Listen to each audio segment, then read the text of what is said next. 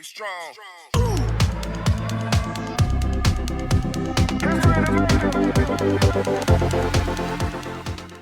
Okay, everybody, welcome to Volley Snack by BIP. Today we're going to do an English episode, and we have the founder and the owner of Bring It Promotion with us, Tim Kelly. Good morning, Tim. Good morning. Thanks for having me. So it's a little bit new. We usually do this in Swedish, so we're excited to have an American on the show. So it's me and Tony's on the call too. We usually start with this question. Tony, when you think about Tim Kelly, what pops up in your head? Oh, man. Oh, Jesus. And you always surprise me with that. Tim Kelly. Yeah, that's a lot of energy, a lot of projects, a lot of volleyball. And it's a lot of travel. I mean, that's some of the words that I think I'll put on or in Tim Kelly, and a good friend, I would say. For sure. And I'm thinking I'm gonna go to you, Tim, and for the audience here, who are you? Who is Tim Kelly? All right, as quickly as I can. Thank you for the kind words, Tony. I wish all that was still true. I feel like it's less true every day, but yeah, I played volleyball at UCLA, went immediately to Europe when I graduated and played basically 5 years kind of all over Europe, and then stayed over there running tours. You know, we started helping guys get jobs, then a couple years later started helping women get jobs as well. Then we started running these university tours. My main business partner, Corey Solomon, came on board in late 2000.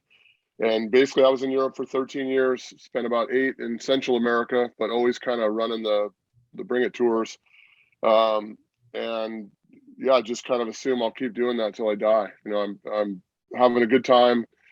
The COVID's been tough for us. We're starting to bounce back, and it looks like 2022 will be about 50% of a normal year for us, but it's mentally been even a little bit difficult to get back into it. You know, we were running in 2019, we ran over 119 different teams on tour in 30 or 40 countries.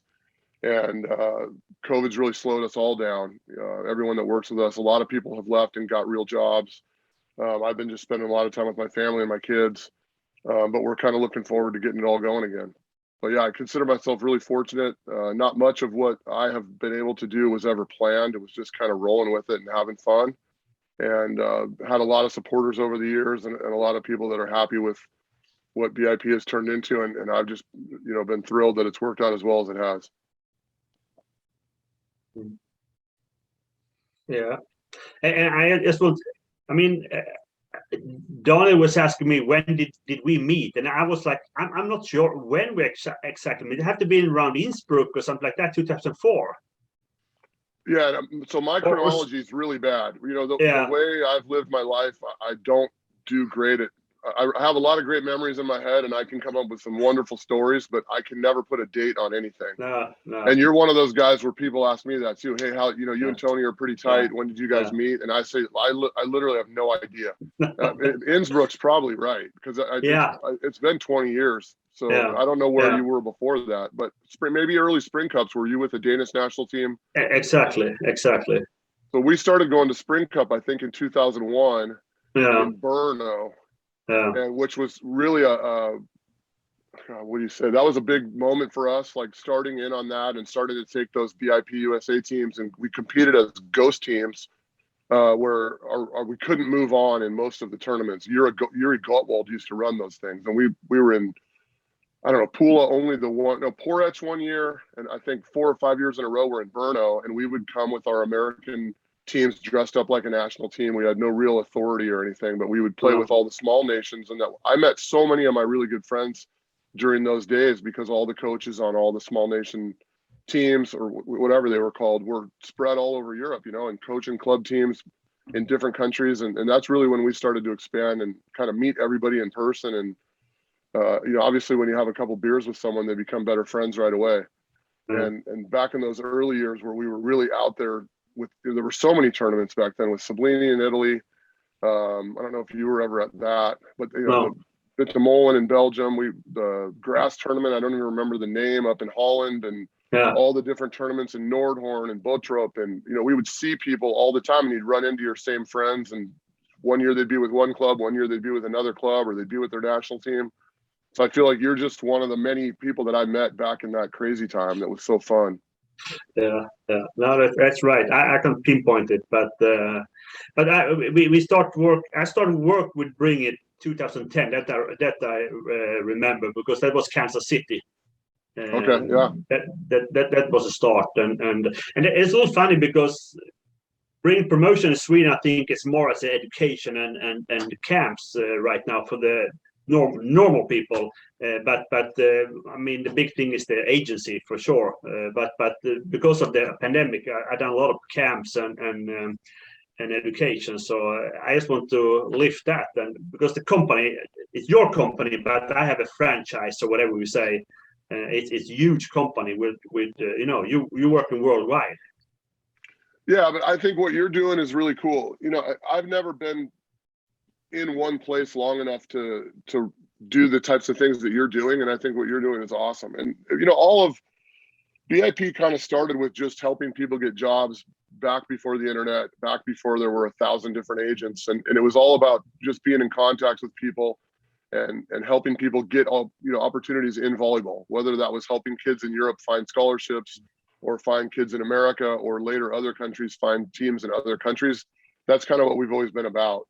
And so, yeah, we have the agency, we run tours, but at the end of the day, we're people that help connect other people in volleyball. And one of the fun things about that is where does it go? We don't have a business plan that we follow. We don't wake up every morning and have meetings of how we want to grow or where we want to grow. We just kind of keep rolling with the punches. And so you have, whether it was on purpose or not, identified people that want help in volleyball, and you're skilled in all that stuff to do a great job, and then watching it grow and hearing from people that are so happy, and finding a way now to what I love about what you're doing is it's going to help build this whole base of people that want to come to the Global Challenge from Sweden, and that's, for me personally, at the end, that's what's so great. But we'd love to have more of what you're doing there going on in other countries, of course. Hey, so Global Challenge, of course, we're trying to bring down we have some American teams coming to Sweden this summer, and we are going down to Pula. But what's the history of Global Challenge? Because this is the 17th year. Yeah, I feel like it's older than that, but that's a big number.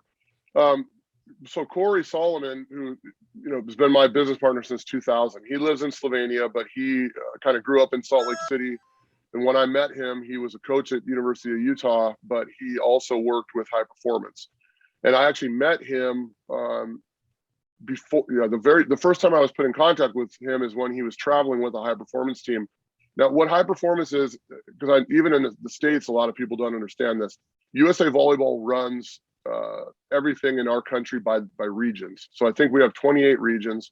Each region is sort of an autonomous body with their own commissioner, and they have some rights and some rules to run recognized events and things like this. And so the clubs, our club system, which is not that different from the European club system at the younger levels, but those clubs are all managed by the regions, and they pay fees to the regions. And a lot of those regions make a lot of money. A lot of them run power leagues, they run tournaments, they run qualifiers, and a lot of them have thousands of teams or clubs in the region paying, an annual fee. So back in the early 2000s, those groups started putting together what was called a high performance team. And it was sort of an all-star team from the region, and they would go to various events or train together. And one of the ideas was to have that be something where they got exposed to international rules, because in America, we of course play with more substitutions and a lot of different rules, the libero serves, some of this other garbage. So Corey immediately identified that a lot of those groups would want to do something more than just play another American tournament with American teams. Like, how can it feel like you're doing international rules when you're not having international teams? So I don't remember. I feel like it's more than 17 years, but you probably know. So it must have been 2004. We ran a tournament with Kim Norman, who was the commissioner of the IVA, which was one of the most developed regional programs at all. And that was kind of in the Utah area. Utah, they have a little bit of some other states maybe, but it's kind of like the Utah region. It's called the Intermountain Volleyball Association. And they hosted an event. We had a team from Russia, and I can't remember where else. We had a handful of foreign teams, and then all the regions that were working at that time in high performance Florida, Northern California, Southern California, Hawaii might have been there, and there were a handful of others came. And then after that year, they said, hey, this would be really fun to do it overseas. Let's do it next year overseas. So we ran it in Maribor. And then from there, it just took off. And we never went back to the States. For a lot of years, it was just Southern California, Northern California, IVA, which is that Utah area. And then we would scramble really hard to maybe get Aloha from Hawaii, maybe get Florida. But those three teams really anchored it. And a lot of the other regions, for whatever reason, just didn't want to get on board. Their commissioners didn't think it was important to go overseas.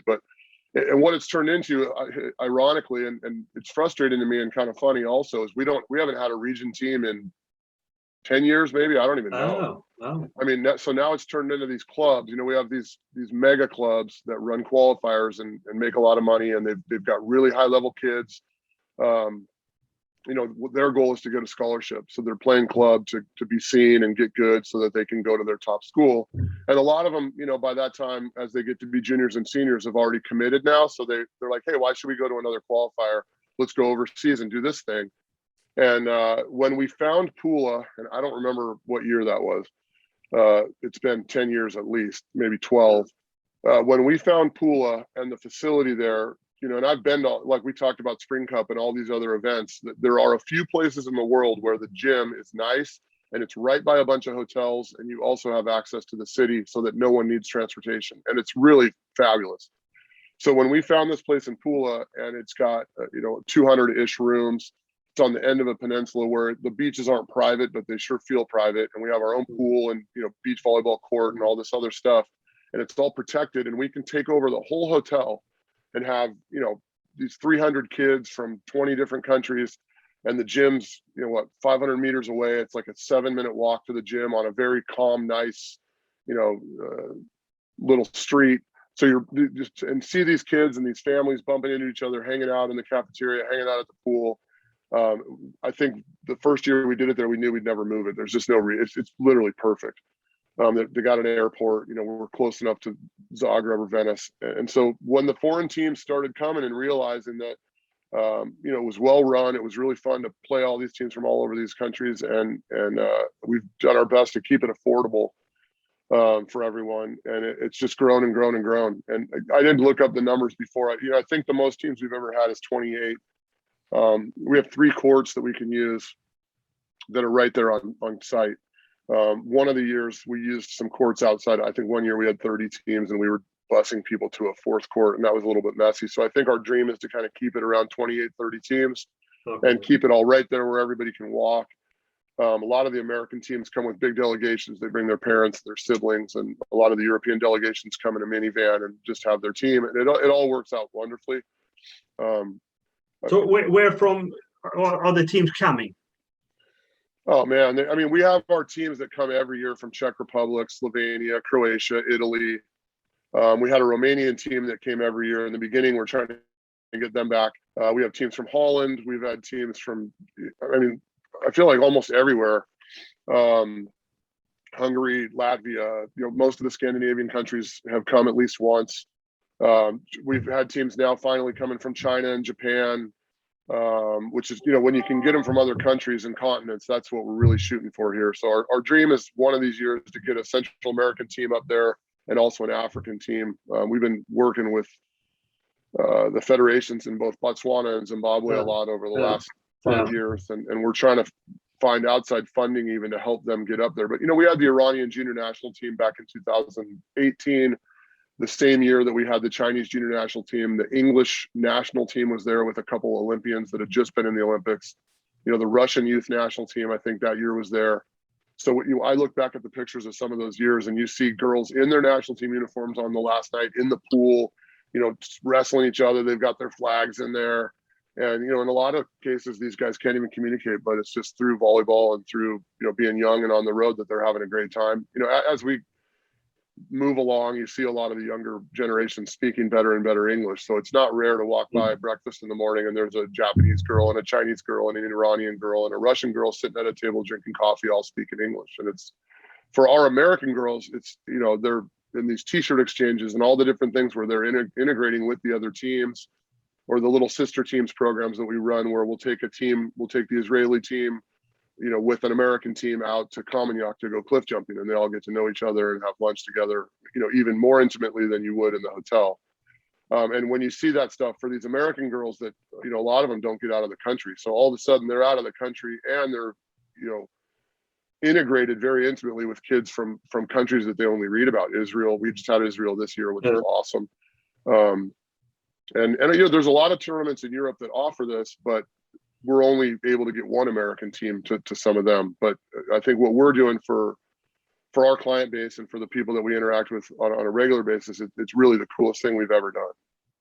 One thing there that I think this tournament is so special, and you can maybe give us a couple of words for the audience who don't have experienced it, is the idea that it's actually a pre-tour and then you come to Pula to compete, because there is something that I've seen a lot of players really benefit from, that they go to a country first and then kind of travel down from different ports and meet up in Pula, Croatia. So that's a unique build up for a tournament, I think. Yeah, well, so an American team isn't going to fly all the way to Europe for a 3 or 4 day tournament. So we wanted to push it as long as we could. 5 days is really optimal. And yeah, to motivate an American team to fly over there, they want 10 or 11 nights in Europe. And that's what we've found after running over 100 tours a year for 25 years or whatever it is now. So when where that idea kind of came from too is, when we used to go to other tournaments before we started this. And Sublini was the big one. We'd go to Sublini in central Italy, and it was a 7-night thing. And so, we'd land in Rome and spend 2 nights, then we'd go to the tournament, then we'd end in Venice with the 1 night. And that way, these kids could tell their parents, hey, I'm going to go to Europe for 10 days, and I'm going to see these different cities. And it's kind of it's a tour more than just a tournament. So when we realized a 5-day tournament was optimal, a lot of the European teams can't afford more than 5 days or don't have more than 5 days free. So that's kind of, and there, if you're in Europe and you're flying on EasyJet or one of these $50 airlines, you can fly down for 5 days. It's a great deal. So with the American teams, it was like, we'll do a 5-night tournament and we'll set up a pre-tour. And here, let's send each pre-tour to a different country so that, if this team goes to Prague, they're going to integrate with the Czech team and come down with them on their bus. If this team goes to Sweden, they're going to integrate with the Swedish girls and fly down with them. And we've done that literally everywhere. We've in England a couple of years ago, we had 2 teams in England, and they flew down with 2 university teams from England. All 4 of them were on the same plane, and you can imagine how fun that is. It turns an awful travel day into a really cool travel cultural experience. So in a normal year, we'll have teams start in Prague, Maribor, Vienna, Budapest, Milan, maybe Switzerland, maybe Munich. And then we'll have a couple teams that are a little bit more aggressive that are willing to fly. They'll have that flight in between. So they'll land in England or Portugal or, Sweden, which is our big push now for 2022 is let's get a couple teams to Sweden, which we've never done as a free tour, integrate it with your camps, which is, great because those girls are already there. And then if we can have 24 American girls flying down with 24 Swedish girls, they've got this awesome travel day. Taken over their own plane probably. So yeah, that has been, if we didn't have that model, we wouldn't be able to get American teams to want to fly over for the tournament. And what it's really turning into, and Daniel can certainly attest to this because his groups travel so often, when you can switch it up every year, all of a sudden you might get the same kids wanting to go 2 or 3 years in a row because they started in Prague and went through Maribor and Italy a little bit. So in Croatia, they see 3 or 4 countries, and then they talk to the girls that started in Finland or Spain or France, and they go home and they say, hey, we want to go back and do it again, but we want to start somewhere new. What would be fabulous is in the future, if we have kids starting in Turkey and starting in, I don't know how soon someone will start in Iran, but if, Israel, have a team start in Israel, and these foreign teams that we're getting to come from a little bit farther, make it even a more awesome experience for them by having our teams not just coming to Sweden and Prague and Italy, but having them start in some crazier destinations.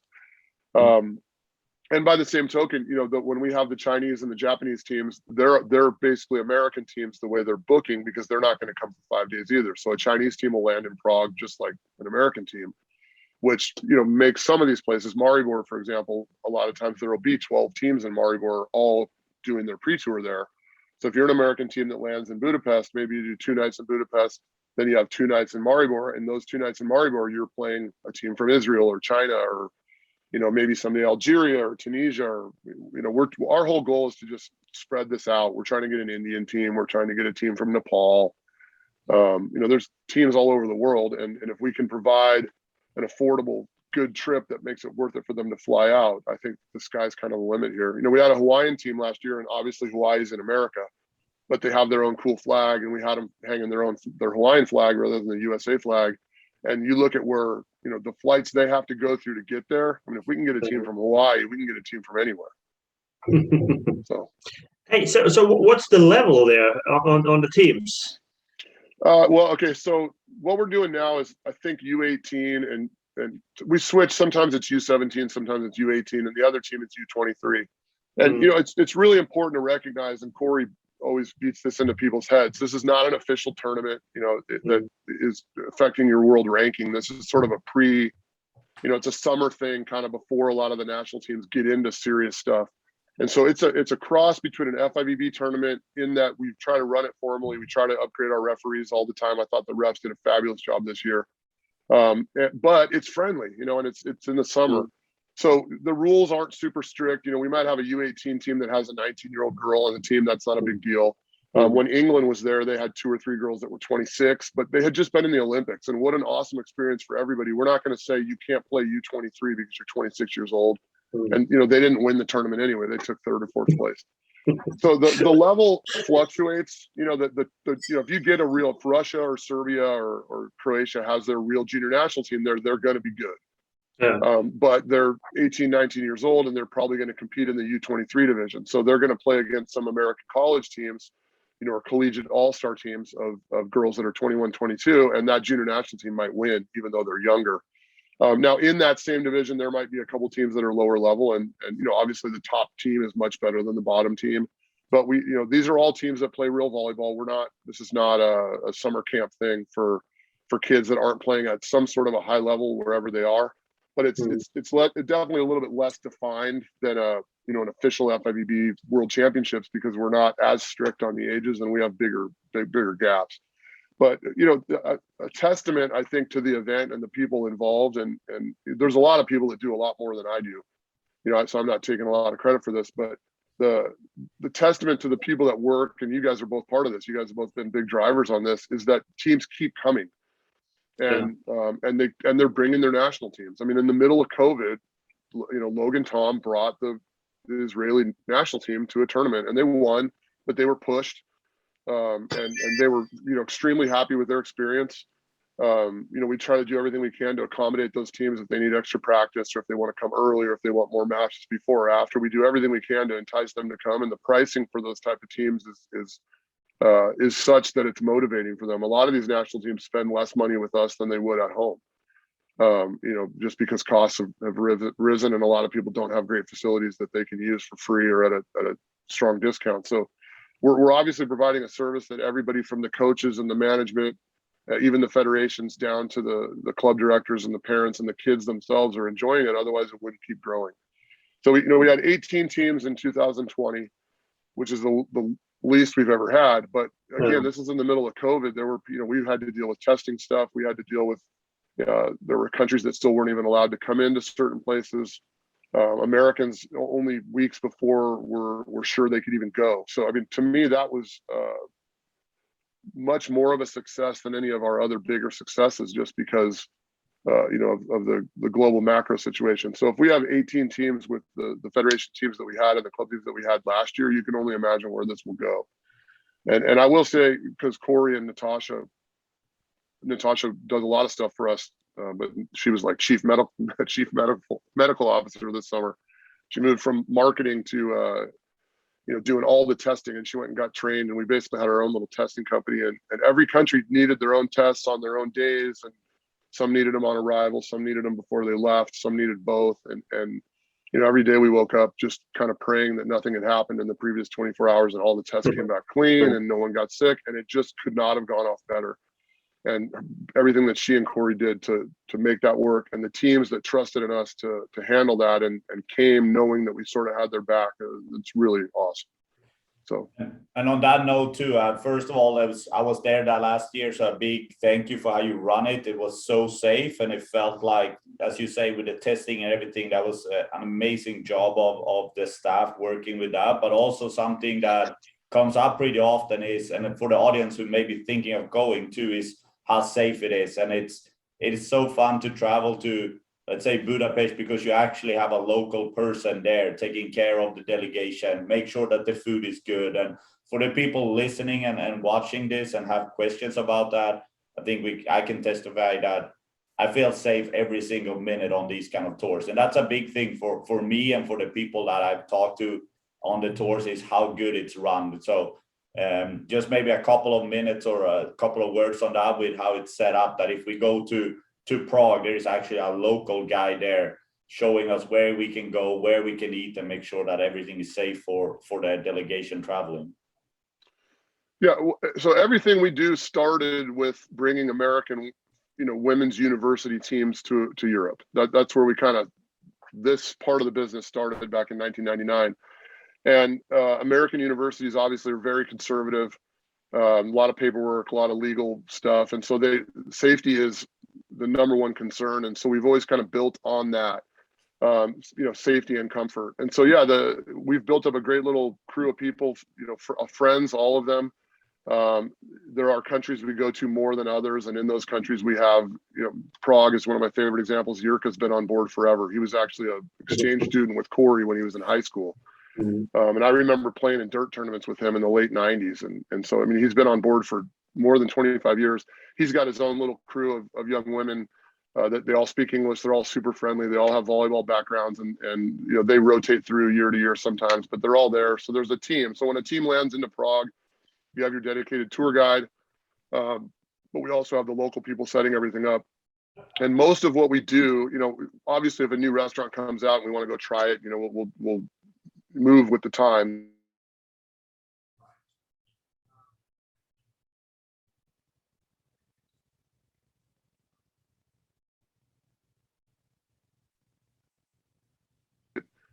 We go back there. So, the average team, when they're going to Prague, what they're doing, won't be super unique. Most teams that have been there have done the majority of what they've done, but it does. It makes it perfect. It makes it safe. It makes it comfortable, but it also makes it efficient. And, when Americans, I think, kind of get laughed at a little bit, the way Americans want to travel. They want to check boxes and they want to get to the city and see everything and get out of there real fast. And obviously there's different ways to do things, but when you're limited on time and you want to see different countries, we're trying to expose young women to different things. Our signature tour over the years has kind of turned into this Prague, Vienna, Maribor, Venice, Milan, or Rome thing. And if you think about it, most of your listeners are probably European. That's still pretty awesome, for even a Swedish person to be able to go to Czech and Austria. You're switching cultures and food and styles there. Then you're getting into Italy, a whole nother deal. And then Slovenia, or Croatia has the Balkan piece. And so there's enough different there that it's cool to show people that. And if you're going to play matches and train and eat and sightsee, you got to do it efficiently without killing people. So we've really, I think, been successful with finding ways to do that. And sometimes when a person starts the process with us and they haven't been on tour, they'll see these lists and they'll be like, oh, how are we going to do all that? Maybe we should cut some of those matches. I don't think I want to play 5 matches. We can't play 5 matches in 10 days and still do all this. The girls will die. And I said, look, we've been doing this for so long. You got to trust us. There is a way to get up in the morning, do a little bit of sightseeing, have an awesome meal, see one more thing, go play a match, eat dinner with that team for your cultural experience, and then still go to the Trevi Fountain for gelato, or still go back to Charles Bridge and walk up and down and buy some souvenirs, or, whatever city you're in, there's a way to do that. And so, yeah, you're going to bed tired, and you're waking up the next day and can't believe how much you did the day before. But when you get home and you unpack it all, you realize that you had the best possible experience you could have in a set amount of time. And that's, I think, our pride rests in sort of that piece. And Daniel, I love what you said. We all the American moms and all the moms of the world want the same thing. But we get a lot of phone calls from those American moms, and they want to know that it's safe, and they want to know that they let their daughter go over there, and we're not letting them run rampant, all night long. But it's all well monitored, and we try to pick spots. Again, that goes back to why pool is just the dream.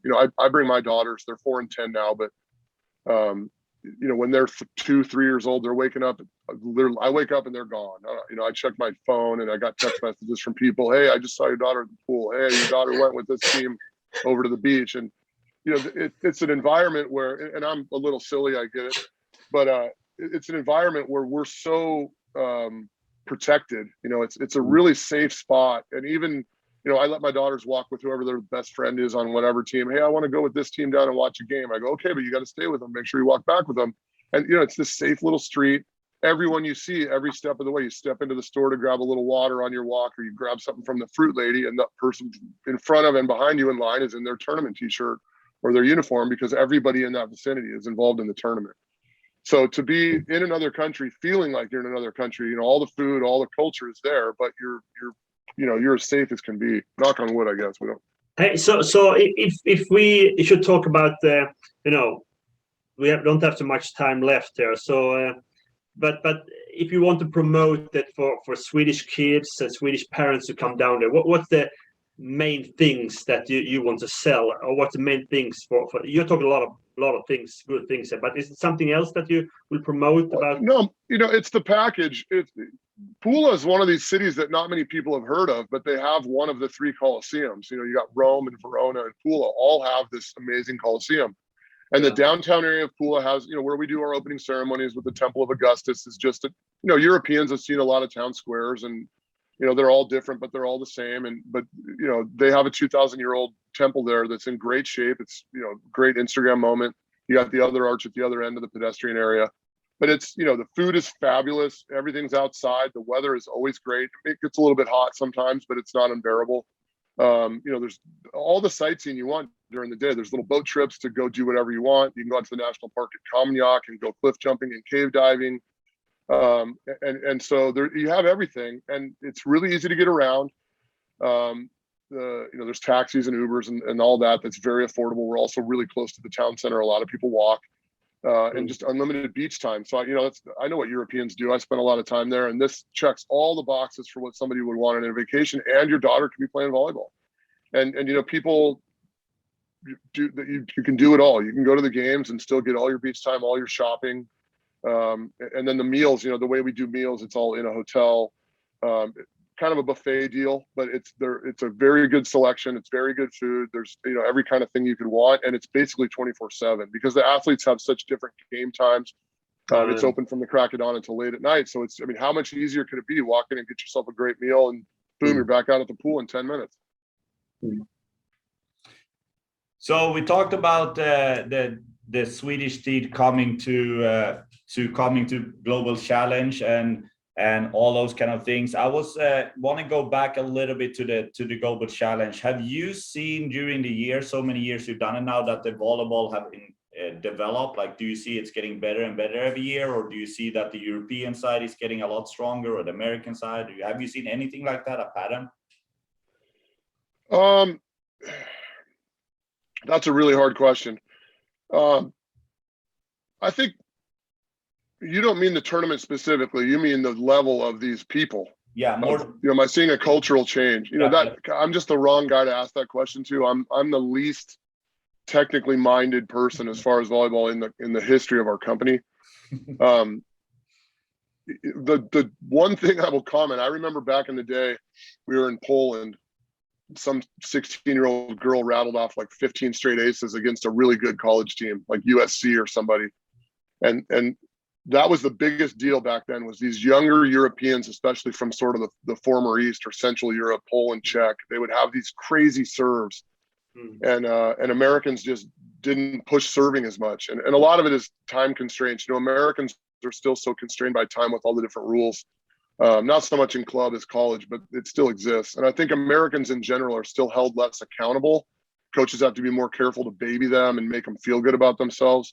And in Europe, from a young age, Europe and Asia, certainly, you can really push on them and force them to work harder and be accountable for their actions. And I think that you know, sort of macro truth is still there. I do see the different continents coming together more just through globalization. You know, everyone has more access to each other, and but on a specific level of what I've seen at the Global Challenge, the level just fluctuates so much year to year. As far as how good is the very best team and where is the worst team. But our level has increased a little bit over time because more and more of the better teams want to go.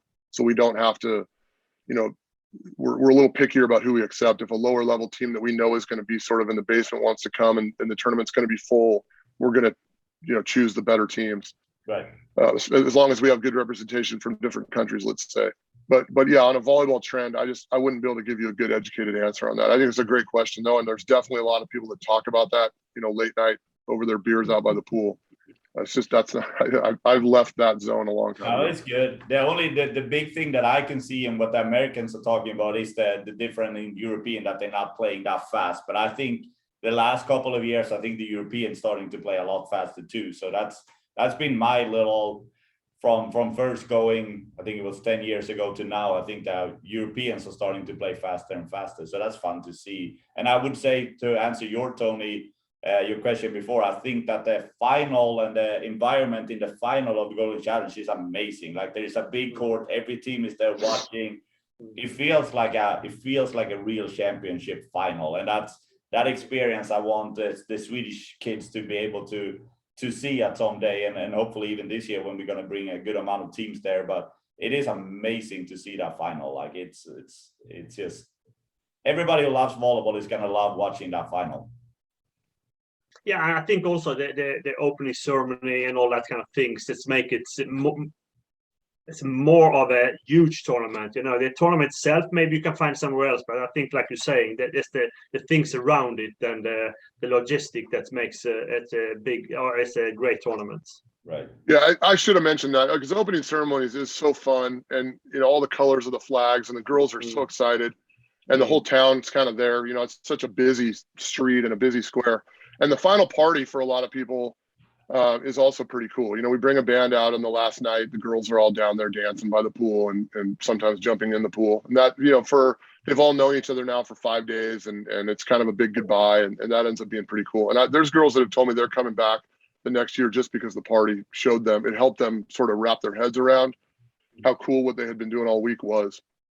So yeah, and I think sometimes we take that stuff for granted because we've been running the tournament for so long, but the folks involved in making each part of that as cool as it is, Kristen does all the video and audio stuff, and Natasha all the signs and all the marketing, and Drevi and everyone. There's so many people that are involved in all those things, and they really do a bang up job. It's really cool. Absolutely, and I'm going to do my best to put in a couple of clips from the open ceremony and the end of the tournament party in this video. This little vlog thing too, so it's going to be fun to show the audience that. With that being said, Tony, do you have any final words for Tim? We don't want to take up too much of his time. No, I think we got all the questions, information that we wanted, so it was really good. All right, well, thanks for having me. Yeah, thank you. Thank you, guys. All right, love what you guys are doing. Thanks. Bye. Bye.